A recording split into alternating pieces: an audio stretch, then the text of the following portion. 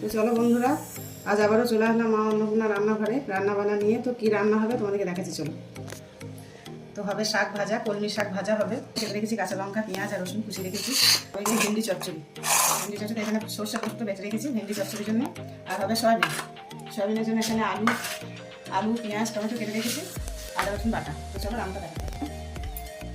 তেলটা গরম হবে, গরম হয়ে গেছে, দিয়ে দিলাম রসুন কাটা ছিল, রসুনটা দিয়ে দিলাম,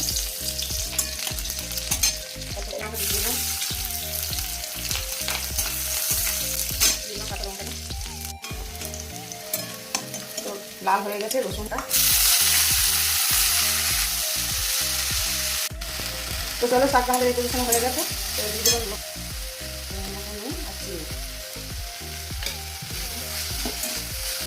শাক ভাজা হয়ে গেছে। তো ভেন্ডি চচ্চড়ির জন্য কড়াই বসিয়ে দিলাম, কড়াইয়ের মধ্যে তেল দিয়ে দিলাম।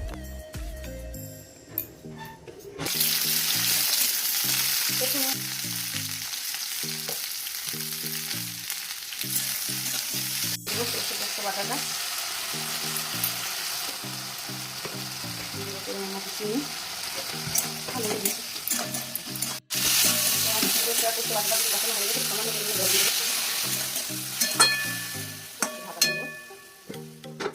তো চলো দেখি ভেন্ডি চচ্চড়িটা ভেন্ডি চচ্চড়ি হয়ে গেছে। বসিয়ে দিয়েছি কড়াই সয়াবিনের জন্য। তো তেল দিয়ে দিলাম কড়াইয়ে, আর দিয়ে দিলাম তেজপাতা আর গোটা জিরে ফোড়ন। তার গোটা জিরে দিলাম পেঁয়াজ,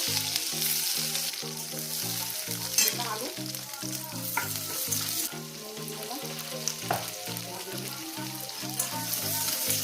একটু ভেজে নেবো। তোমার আলু ভাজা হয়ে গেলাম, সয়াবিন একটু ভেজে নেবো। সয়াবিন সাথে দিয়ে দিলাম টমেটো। তোমার আলু ভাজা হয়ে গেছে, আদা রসুন বাটা। ভাজা হতে হতে আমি একটু এখানে মশলা করে নিই।